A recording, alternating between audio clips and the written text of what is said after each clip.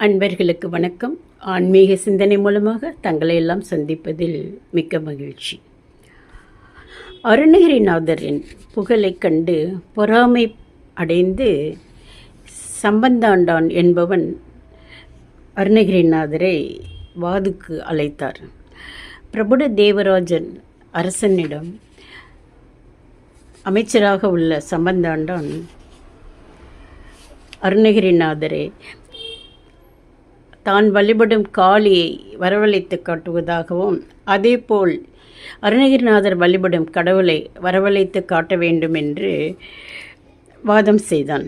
அருணகிரிநாதரும் அதற்கு சம்மதித்தார். அப்பொழுது பிரபுட தேவராஜன் அரசன் முன்னிலையில் போட்டிக்கு ஏற்பாடாயிற்று. இரவு முழுவதும் வேள்வி செய்து காளியை அழைத்தான் சம்பந்தாண்டான். ஆனால் காளி அவனுக்கு காட்சி தரவில்லை.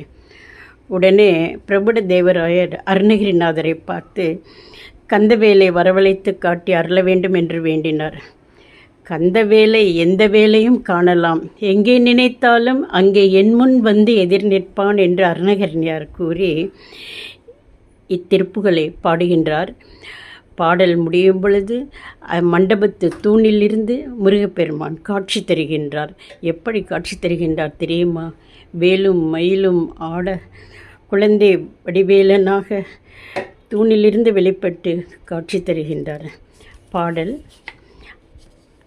அதல சேடனாராட அகிலமேரு மீதாட அபின காளி தானாட அவளோடன் அதிர வீசி வாதாடும் விடையிலேறு வாராட அருகு பூத வேதாளம் அவையாட மதுரவாணி தானாட மலரில் வேதனாராட மருவு வானுலோராட மதியாட வனசமாமியாராட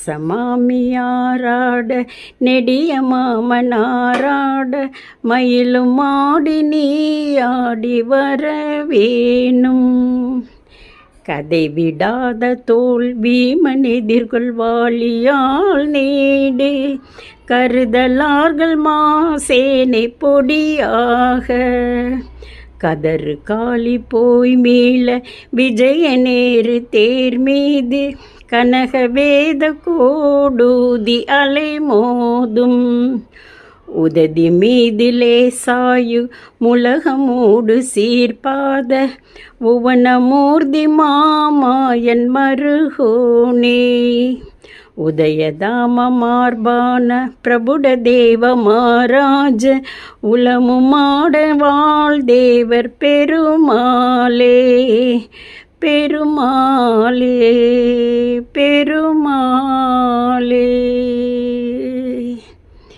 முருகன் இப்பாடலை கேட்டால் வராமலாய் இருந்து விடுவார். வேலும் மயிலும் விளங்க நடன கோலத்திலேயே சபையில் தோன்றி காட்சி தருகின்றார். வெற்றிவேல் முருகனுக்கு அரோகரா. மீண்டும் சந்திப்போம். நன்றி.